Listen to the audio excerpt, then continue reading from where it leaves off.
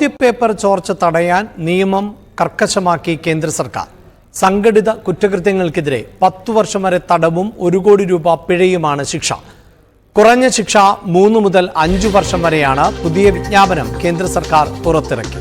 അതിനിടെ CSIR net പരീക്ഷയും മാറ്റിവെച്ചു. ചോദ്യപേപ്പർ ചോർന്നുവെന്ന സൂചന ലഭിച്ചതിനെ തുടർന്നാണ് പരീക്ഷ മാറ്റിവെച്ചത്.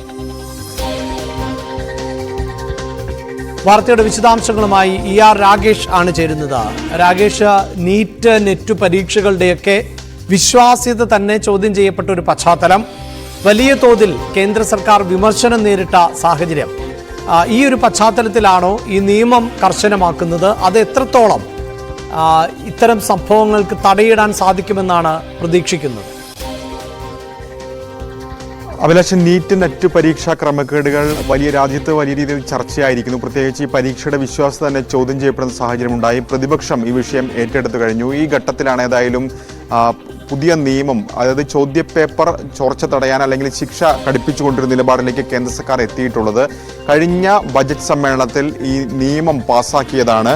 പക്ഷേ അത് വിജ്ഞാപനം ചെയ്തത് ഇന്നലെയാണെന്നാണ് വസ്തുത. അതായത് കഴിഞ്ഞ ബജറ്റ് സമ്മേളന കാലത്ത് public examination prevention of unfair means act 2024 പാസ്സാക്കിയിരുന്നു. അത് ഇന്നലെ വിജ്ഞാപനം ചെയ്യുകയായിരുന്നു. ഇത് പ്രകാരം ഏറ്റവും ചുരുങ്ങിയ ശിക്ഷ 3 മുതൽ 5 വർഷം വരെയാണ്. പക്ഷേ ഇത് സംഘടിത കുറ്റകൃത്യമാണെങ്കിൽ ശിക്ഷയുടെ തോത് വർദ്ധിക്കുമെന്ന് ഈ നിയമത്തിൽ പറയുന്നുണ്ട്. അതായത് സംഘടിത കുറ്റകൃത്യത്തിന് 10 വർഷം വരെ തടവ് ശിക്ഷ ലഭിക്കാം. ഒപ്പം 1 കോടി രൂപ പിഴയും ചുമത്തുമെന്ന് വ്യക്തമാക്കുന്നു. മാത്രമല്ല, ഈ തട്ടിപ്പിന് കൂട്ടുനിൽക്കുന്ന സ്ഥാപനങ്ങളുണ്ടെങ്കിൽ ആ സ്ഥാപനങ്ങൾക്കെതിരെയും ശക്തമായ നടപടി സ്വീകരിക്കും. ആ സ്ഥാപനങ്ങൾ കണ്ടുകെട്ടാനുള്ള നടപടിയായിരിക്കും സ്വീകരിക്കുക. ഒപ്പം ഈ പരീക്ഷാ ചെലവ് ഇവരിൽ നിന്ന് ഈടാക്കുമെന്നുകൂടി ഈ നിയമത്തിൽ പറയുകയും ചെയ്യുന്നുണ്ട്.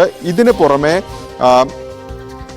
ഏത് അന്വേഷണ ഏജൻസികൾക്ക് വേണമെങ്കിലും അന്വേഷിക്കാനുള്ള അധികാരം ഈ വിഷയത്തിൽ കേന്ദ്ര സർക്കാരിന് നിക്ഷിപ്തമായിരിക്കും. കേന്ദ്ര സർക്കാരിന് നിശ്ചയിക്കാം എന്നുകൂടി പറയുന്നു. ഇതുകൂടാതെ ഡെപ്യൂട്ടി സൂപ്രണ്ട് തുല്യമായ ഉദ്യോഗസ്ഥരായിരിക്കും ഇതിന്റെ അന്വേഷണ ചുമതല. ഇത്തരം കേസുകളിൽ ഉൾപ്പെടുന്നവർക്കെതിരെ ജാമ്യമില്ലാ കുറ്റം ചുമത്തും എന്നുകൂടി ഈ നിയമത്തിൽ വ്യവസ്ഥ ചെയ്യുന്നുണ്ട്. ഏതായാലും ഇപ്പോൾ വലിയ വിവാദമായിരിക്കുന്നു നീറ്റ് നെറ്റ് പരീക്ഷ. അതിനിടയിൽ തന്നെയാണ് ഇത്തരമൊരു നീക്കം ഏതായാലും കേന്ദ്ര സർക്കാരിന്റെ ഭാഗത്തുനിന്ന് ഇപ്പോൾ.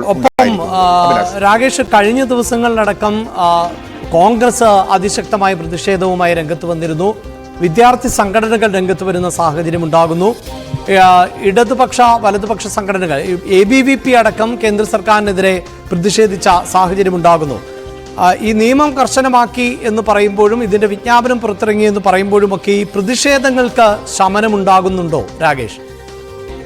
അഭിലാഷ്, പ്രതിഷേധങ്ങൾ തുടരുകയാണ്. പ്രത്യേകിച്ച് കഴിഞ്ഞ ദിവസം ധർമ്മേന്ദ്ര പ്രധാന്റെ വിദ്യാഭ്യാസ മന്ത്രിയുടെ രാജി ആവശ്യപ്പെട്ടുകൊണ്ടാണ് പ്രതിപക്ഷ സംഘടനകൾ തെരുവിലിറങ്ങിയതെങ്കിൽ ഇന്നലെ BJP ആസ്ഥാനത്തേക്കായിരുന്നു മാർച്ച് സംഘടിപ്പിച്ചത്. പ്രത്യേകിച്ച് പാർലമെന്റ് സമ്മേളനം തുടങ്ങാനിരിക്കുന്നു. സ്വാഭാവികമായും പ്രതിപക്ഷം ആദ്യം ഉന്നയിക്കുന്ന പ്രധാനപ്പെട്ട വിഷയങ്ങളിലൊന്ന് തന്നെ ഈ ചോദ്യപേപ്പർ ചോർച്ചയായിരിക്കും. കാരണം നീറ്റ് നെറ്റ് പരീക്ഷകളുടെ വിശ്വാസം തന്നെ ചോദ്യം ചെയ്യപ്പെട്ടിരിക്കുന്നു എന്നായിരിക്കും പ്രതിപക്ഷം പ്രധാനമായും ഉന്നയിക്കുക. അതുകൊണ്ട് തന്നെ സ്വാഭാവികമായും അടുത്ത ദിവസങ്ങളിലൊക്കെ തന്നെ വിദ്യാഭ്യാസ മന്ത്രി രാജിവെക്കണമെന്ന ആവശ്യമായിരിക്കും ഉന്നയിക്കുക. കാരണം ധർമ്മേന്ദ്ര പ്രധാൻ ഈ സർക്കാരിന്റെ കാലത്ത് മാത്രമല്ല വിദ്യാഭ്യാസ മന്ത്രിയായി ചുമതലയേൽക്കുന്നത്. കഴിഞ്ഞ സർക്കാരിന്റെ തുടർച്ച എന്ന നിലയിൽ അദ്ദേഹം ആ വകുപ്പ് തന്നെ ഏറ്റെടുക്കുകയായിരുന്നു. ഈ ഒരു സാഹചര്യത്തിൽ അദ്ദേഹം ഇത്തവണയും ആ വകുപ്പ് തന്നെയാണ് ധർമ്മേന്ദ്ര പ്രധാൻ ലഭിച്ചിരിക്കുന്നത്. ഈ ഒരു സാഹചര്യത്തിൽ ധർമ്മേന്ദ്ര പ്രധാൻ സ്ഥാനമൊഴിഞ്ഞ് അന്വേഷണം വേണം എന്നൊരാവശ്യമാണ് പ്രതിപക്ഷം പ്രധാനമായും മുന്നോട്ട് വയ്ക്കുന്നത്.